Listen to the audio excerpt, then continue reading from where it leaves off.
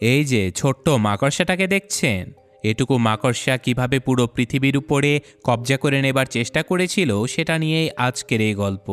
যে মাকড়সাগুলোকে আমরা চাইলেই মেরে ফেলতে পারি, সেগুলো একসময় মানবজাতির ধ্বংসের কারণ হয়ে গিয়েছিল। তো কিভাবে হয়েছিল এই সব কিছু, চলুন সেটাই জেনে আসা যাক। তো গল্পের শুরুতেই আমাদের একটা নিউজ রিপোর্ট শোনানো হয়, যেখানে বলা হচ্ছিল যে ব্রুকলিন শহরের উপর দিয়ে কয়েকদিন আগে একটা উল্কাপিণ্ড উড়ে গিয়েছিল, যার ফলে শহরে ভয়ঙ্কর তুষারপাত শুরু হয়ে গেছে। রীতিমতো এক দশকে এত বেশি তুষারপাত এই শহরে কখনো হয়নি। আর এই তুষারপাতের মধ্যে ঘরের ভেতরে বসে একজন বৃদ্ধা টিভি দেখছিল আর উলের সোয়েটার বুনছিল। ঠিক তখনই বৃদ্ধা তার দেয়ালের ভেতর থেকে জোরে জোরে শব্দ শুনতে পায়, যেন দেয়ালের ভেতর দিয়ে কেউ হাঁটাচলা করছে। বৃদ্ধা বেশ ভয় পেয়ে যায়, তাই সে ফোন করে পোকামাকড় মারার একটা এজেন্সিকে তার বাড়িতে ডেকে পাঠায়। কিন্তু এই বৃদ্ধা ছিল মানসিকভাবে আনস্টেবল, তিনি মাঝে মাঝে অনেক কিছুই ভুলে যায়। তো যাই হোক, ততক্ষণে সেই পোকামাকড় মারার এজেন্সির একজন লোক বৃদ্ধার বাড়িতে পৌঁছে গিয়েছিল। কিন্তু লোকটা এখানে এসে দেখতে পায় যে আরেকটা এজেন্সিকেও এই বৃদ্ধা নিজের বাড়িতে ডেকে পাঠিয়েছিল। এটা দেখে লোকটা বেশ রেগে যায়। তো এখানে এই লোকটা বৃদ্ধার ঘরের সামনে আসতেই দেখতে পায় যে তার দেয়ালে আঠালো পিচ্ছিল এক ধরনের বস্তু লেগে আছে। মাইকেল নামের সেই লোকটা বেশ অবাক হয়ে গিয়েছিল। আর তখনই বৃদ্ধা দরজা খুললে মাইকেল তাকে বলতে থাকে যে আপনি আমাকে ডেকেছেন ভালো কথা, তাহলে আরেক দল এজেন্সিকে কেন ডেকে পাঠিয়েছেন? ওরা তো ঠিকমতো কাজও করতে পারে না। আমি আপনার দেয়ালের ভেতরের সকল পোকামাকড় বের করে দেব। কথাটা বলে মাইকেল ঘরের ভেতরে গিয়ে দেয়ালের আশপাশ যখন পর্যবেক্ষণ করছিল, তখনই দেয়ালের ভেতর থেকে আবারও ভয়ঙ্কর সব শব্দ আসতে থাকে। শব্দ শুনে মাইকেল বেশ ভয় পেয়ে গেলেও সে তার সামনে যখন রক্ত পড়ে থাকতে দেখে, তখন রীতিমতো তার পায়ের নিচ থেকে মাটি সরে যায়। শুধু তাই নয়, মাইকেল তার সামনে অন্য আরেকটা এজেন্সির লোক যে কিনা এখানে এসেছিল তাকে রক্তাক্ত মৃত অবস্থায় পড়ে থাকতে দেখে। আর তখনই উপর থেকে কোনো একটা জন্তু এসে মাইকেলের উপরে হামলা করে দেয়, আর সে একটা টানেলের মধ্যে মাইকেলকে টেনে নিয়ে চলে যায়। বৃদ্ধা এসব কিছু দেখলেও তাদেরকে কোনো সাহায্য করতে পারে না। আর এখন আমাদের 4 দিন পূর্বের ঘটনা দেখানো হয়, যেখানে শহরের উপর দিয়ে ছোট্ট একটা উল্কাপিণ্ড যখন উড়ে যাচ্ছিল, তখনই সেটার এক অংশ এই বৃদ্ধা মহিলার বাড়িতে এসে পড়ে। আসলে সেই উল্কাপিণ্ডটা কোনো এলিয়েন গ্রহ থেকে এসেছিল, যেটার ভেতর থেকে একটা ডিম ফুটে মাকড়সার মতো একটা জন্তু বেরিয়ে পড়ে। তো ওই বৃদ্ধার একজন নাতনি ছিল যার নাম এমিলি। সেই বাচ্চাটা আবার লুকিয়ে লুকিয়ে নিজের নানির বাড়িতে যখন গিয়েছিল, তখনই সে ছোট্ট ওই মাকড়সাটাকে খুঁজে পেয়ে যায়। আর অদ্ভুতভাবে মাকড়সাটা মিষ্টি মধুর শব্দ করছিল, যেটা শুনে বাচ্চা মেয়েটা খুবই খুশি হয়ে যায়। সে এই মাকড়সাটাকে নিজের সাথে নিয়ে ঘরে চলে আসে, আর তারপর মাকড়সাটাকে একটা বয়ামের ভেতরে বন্ধ করে রাখে। তখনই ঘরের ভেতরে এমিলির বাবা চলে আসে, আর এটা দেখে মেয়েটা মাকড়সাটাকে লুকিয়ে ফেলে। এমিলির বাবা একজন কমিক বুক রাইটার ছিল। তিনি খুব সুন্দর সুন্দর ছবি আর গল্প লিখে সেগুলো বই আকারে পাবলিশ করত। তো যাই হোক, এদিকে এমিলি সে মাকড়সাটার ছবি তুলে ইন্টারনেটে অনেক খোঁজাখুঁজি করে এই মাকড়সাটার ব্যাপারে বিস্তারিত জানার জন্য। কিন্তু অদ্ভুতভাবে সে ইন্টারনেটে মাকড়সাটা সম্পর্কে কোনো তথ্যই জানতে পারে না। এছাড়াও এমিলি খেয়াল করে যে তার মাকড়সাটা আজকে একটু বেশি শব্দ করছে, তাই সে মাকড়সাটাকে খাওয়ার জন্য একটা তেলাপোকা দিয়ে দেয়। আর চোখের পলকে মাকড়সাটা সে তেলাপোকাকে রীতিমতো গলিয়ে ফেলে। যে ব্যাপারটা এমিলি দেখতে পেরেছিল না বলে পরবর্তীতে সে আরও একটা তেলাপোকা ধরে নিয়ে মাকড়সাটাকে খেতে দেয়। আর এইবার তার চোখের সামনে ছোট্ট মাকড়সাটা এত বড় তেলাপোকাকে গিলে ফেলে। এটা দেখে মেয়েটা প্রচণ্ড অবাক হয়ে যায়। আর এদিকে এমিলির বাবা কমিক বুক তৈরির পাশাপাশি এই বিল্ডিংয়ের কেয়ারটেকারও ছিল, তাই তিনি এই বিল্ডিংয়ের সকল ময়লাগুলো আজকে ফেলার সময় খেয়াল করে যে এই ক্রাশার পাইপটা ঠিকমতো কাজ করছে না। এদিকে আবার এমিলির মা জেসি তার মা এবং ছোট খালা তথা এমিলির 2 নানির সাথে দেখা করতে এসেছিল। জেসির মা সবকিছু এত জলদি ভুলে যেত যে সে আজকে তার মেয়েকেও চিনতে পারছিল না। অপরদিকে সেই ছোট্ট মাকড়সাটা বয়ামের ভেতরে সম্পূর্ণ জায়গাটা দখল করে ফেলেছিল। আর তাছাড়াও আজকে জেসির বাবা মার্টিন তার মেয়ের সাথে অনেক ভালো সময় কাটায়। সে তার মেয়েকে ঘুম পাড়িয়ে দেবার সময় যখন গল্প করছিল তখনই আমরা জানতে পারি যে এটা আসলে এমিলির আসল বাবা নয়। মার্টিনকে আসলে এমিলির মা দ্বিতীয় বিয়ে করেছিল, কিন্তু তবুও মার্টিন এমিলিকে অনেক ভালোবাসতো। তো যাই হোক, গল্পগুজব শেষে এমিলি তার ছোট্ট ভাইটাকে নিয়ে সেদিনের মতো ঘুমিয়ে যায়। আর আজকে রাতেই ঘটে ভয়ঙ্কর এক ঘটনা, কারণ সেই ছোট্ট মাকড়সাটা নিজেই কাচের বোতলের ঢাকনা খুলে বাইরে বেরিয়ে পড়ে। মাকড়সাটা ঘরের এয়ার ডাক্টের ভেতর দিয়ে চলে যায় এমিলির নানির ঘরে, যেখানে তার একটা পোষা পাখি ছিল। আর সেই পাখিটা ছোট্ট এই মাকড়সাটাকে দেখে চিৎকার চেঁচামেচি করতে থাকে। তারপর আমাদের পরদিন সকালের ঘটনা দেখানো হয়, যেখানে এমিলি তার বাবা মা আর ছোট ভাইকে নিয়ে সকালের খাবার খাচ্ছিল। সব কিছুই ঠিকঠাক মতো চলছিল, তারা যে যার মতো নিজেদের কাজও করছিল। কিন্তু তখনই বাড়ির উপর থেকে এমিলির নানি চিৎকার করে ওঠে, যেটা শুনে তারা ঘরের উপরে গেলে দেখতে পায় যে তার সেই পোষা পাখিটা একদম মোমের মতো গলে গিয়েছিল। উপস্থিত সবাই এটা দেখে অনেক অবাক হয়ে যায়। তারা বুঝতেই পারছিল না যে এমনটা কিভাবে হতে পারে। তাই তারা পোকামাকড় মারার এজেন্সির সেই মাইকেল নামের লোকটাকে বাড়িতে ডেকে পাঠায়। মাইকেল এসে পাখিটার এমন অবস্থা দেখে অবাক হয়ে যায়। সে বলতে থাকে যে বেচারা পাখিটা খুব নির্মমভাবে মারা গেছে। মাইকেল পুরো ঘর বাড়ি ভালোভাবে পর্যবেক্ষণ করতে করতে বলে যে এটা কোনো সাধারণ বস্তুর কাজ নয়, নিশ্চয়ই এই বাড়িতে কোনো বিষাক্ত পোকামাকড় রয়েছে। এটাকে দূর করতে হলে পুরো বিল্ডিংয়ের ট্রিটমেন্ট করতে হবে। এদিকে আবার মাকড়সাটা এমিলির সেই বোতলের ভেতরে পুনরায় চলে এসেছিল। আর আজকে এমিলি বুঝতে পারে যে এই মাকড়সাটা কোনো পশু পাখির ডাক খুবই সুন্দরভাবে নকল করতে পারে। এটা বুঝতে পেরে এমিলি অনেক খুশি হয়ে যায়, আর সে মাকড়সাটাকে খেতে দেবার জন্য অনেকগুলো তেলাপোকা নিয়ে আসে।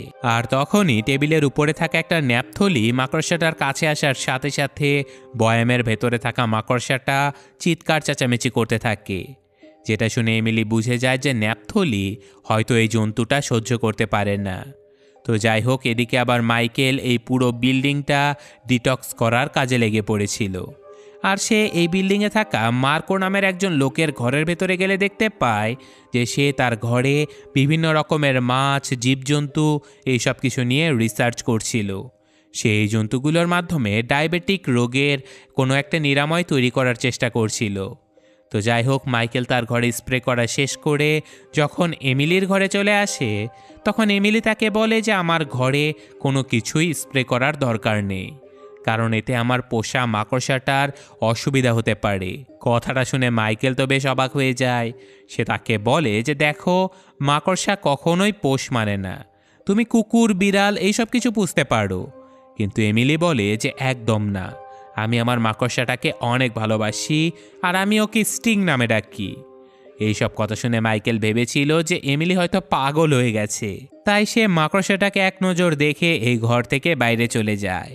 সে নিজের পেমেন্ট নিয়ে চলে যাবার পরে আমরা দেখতে পাই যে মাকড়সাটা ধীরে ধীরে আরও বেশি আক্রমণাত্মক হয়ে যাচ্ছে। আজ আমি ওয়ানএক্সবেট নামের একটি অ্যাপ্লিকেশন সম্পর্কে কথা বলতে চাই, যেটা সবথেকে বিশ্বস্ত বুকমেকার। পিএসজি এবং সেরিয়া এ অ্যাপের স্পন্সর। 17 নভেম্বর থেকে শুরু হচ্ছে আন্তর্জাতিক মাস্টার লিগ। সমস্ত ক্রিকেট প্রেমীদের কাছে আপনার প্রিয় দলকে সমর্থন করার এটি একটি দুর্দান্ত সুযোগ। এই অ্যাপে আপনি সমস্ত ম্যাচের লাইভ ফলাফল এবং ম্যাচটি লাইভ দেখতে পারবেন। আপনি স্কোরের পূর্বাভাস দিয়ে খেলতে পারবেন, উদাহরণস্বরূপ কোন দল জিতবে, কোন দল কত রান করবে এবং কে সর্বোচ্চ স্কোর পাবে। এছাড়াও এখানে বিভিন্ন ধরনের গেম রয়েছে, আপনি যা খুশি তা বেছে নিতে পারেন। এবং রেজিস্ট্রেশন করার সময় আমার প্রোমো কোড RPG7 ব্যবহার করে আপনার প্রথম আমানতের উপরে 30,000 টাকা পর্যন্ত পেতে পারেন। আপনি সহজে বিকাশ, নগদ, উপায়, ব্যাংক এইসব মাধ্যমে আপনার টাকা তুলে নিতে পারবেন। আপনিও এই অ্যাপটা ব্যবহার করে দেখতে পারেন। তাহলে আর দেরি কিসের? পিন কমেন্টে লিঙ্ক দেওয়া আছে, রেজিস্ট্রেশন করতে লিঙ্কে ক্লিক করুন, অথবা গুগলে ওয়ানএক্সবেট লিখে সার্চ করুন এবং রেজিস্ট্রেশন করার সময় আমার প্রোমো কোড RPG7 ব্যবহার করুন এবং বোনাস পান। এদিকে এই বিল্ডিংয়ে মারিয়া নামের একজন মহিলা ছিল, যার ছোট্ট একটা বাচ্চা একটা দুর্ঘটনায় মারা গিয়েছিল। আর তারপর থেকে মারিয়া ভয়ঙ্কর রকমের মাদকাসক্ত হয়ে পড়ে। আর অদ্ভুতভাবে আজকে মাকড়সাটা বোতলের ভেতর থেকে বেরিয়ে চলে এসেছিল মারিয়ার ঘরে। মারিয়া প্রথম মাকড়সাটাকে দেখতে না পেলেও হঠাৎ করেই ছোট্ট এই জন্তুটা তার মুখের উপরে হামলা করে দেয়, যার ফলে মারিয়ার মুখের কিছু অংশ পুড়ে গিয়েছিল। আর যখন সে আয়নাতে এই সব কিছু দেখছিল তখনই মাকড়সাটার ভয়ঙ্কর সেই বিষের কারণে মারিয়া সেখানেই প্যারালাইজড হয়ে যায়।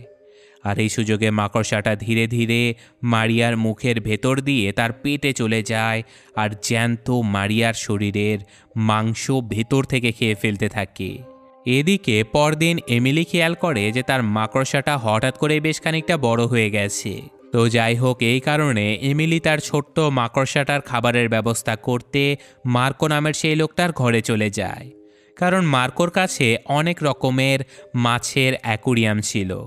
মারিয়া তার কাছ থেকে বেশ কিছু মাছ সহ একটা অ্যাকুরিয়াম কিনে নিতে চায়, কিন্তু মার্কো তাকে মাছ নেবার কারণ জিজ্ঞাসা করলে বাচ্চা মেয়েটা সরল মনে মার্কোকে সব কিছু জানিয়ে দেয় যে তার কাছে অদ্ভুত একটা মাকড়সা রয়েছে যেটা খুব দ্রুত বড় হচ্ছে। শুধু তাই নয়, মাকড়সাটা নিজের থেকে অনেক বড় বড় জীবজন্তু খেয়ে ফেলতে পারে। এইসব কথা শুনে মার্কো বাচ্চা মেয়েটাকে বলে যে আমি তোমাকে একটা অ্যাকুরিয়াম আর অনেকগুলো মাছ ফ্রিতে দিয়ে দেব, কিন্তু বিনিময়ে মাকড়সাটাকে কয়েকদিন আমার কাছে রেখে যেতে হবে। আমি এটাকে একটু পরীক্ষা নিরীক্ষা করতে চাই, কারণ এর ভেতরে যদি বিষাক্ত কিছু থাকে তাহলে কিন্তু তোমারই ক্ষতি হতে পারে। কথাটা শুনে বাচ্চা মেয়ে নিজের নিরাপত্তার কথা ভেবে রাজি হয়ে যায়। আর এদিকে এমিলির বাবা মা যখন একে অপরের সাথে কথা বলছিল তখনই তাদের এয়ার ভেন্টের ভেতর দিয়ে পাশের ফ্ল্যাটে থাকা মারিয়া নামের সেই মহিলার ছোট্ট একটা কুকুরছানা চলে আসে, যেটা দেখে মার্টিন বেশ বিরক্ত হয়ে যায়। আর সে যেহেতু এখানকার কেয়ারটেকার ছিল তাই কুকুরটাকে আবারও সে মারিয়ার কাছে ফিরিয়ে দেবার জন্য মারিয়ার ঘরে চলে যায়, কিন্তু সে দেখতে পায় যে মারিয়া তার দরজাটা ভেতর থেকে বন্ধ করে রেখেছে। আর অনেকক্ষণ ডাকাডাকি করার পরেও দরজাটা না খোলার কারণে ডুপ্লিকেট চাবি দিয়ে মার্টিন ঘরের ভেতরে গেলে দেখতে পায় যে মারিয়া সেখানে রক্তাক্ত অবস্থায় মৃত পড়ে আছে। সাথে সাথে পুলিশকে খবর দিলে পুলিশ সেখানে চলে আসে, আর এমন অদ্ভুত মৃতদেহ দেখে পুলিশেরাও অবাক হয়ে যায় যে মারিয়ার মৃত্যুর পরে তার শরীর এভাবে মোমের মতো গলে গেল কিভাবে। তারা বেশ কিছুক্ষণ জিজ্ঞাসাবাদ করেও কোনো প্রশ্নের উত্তর পায় না।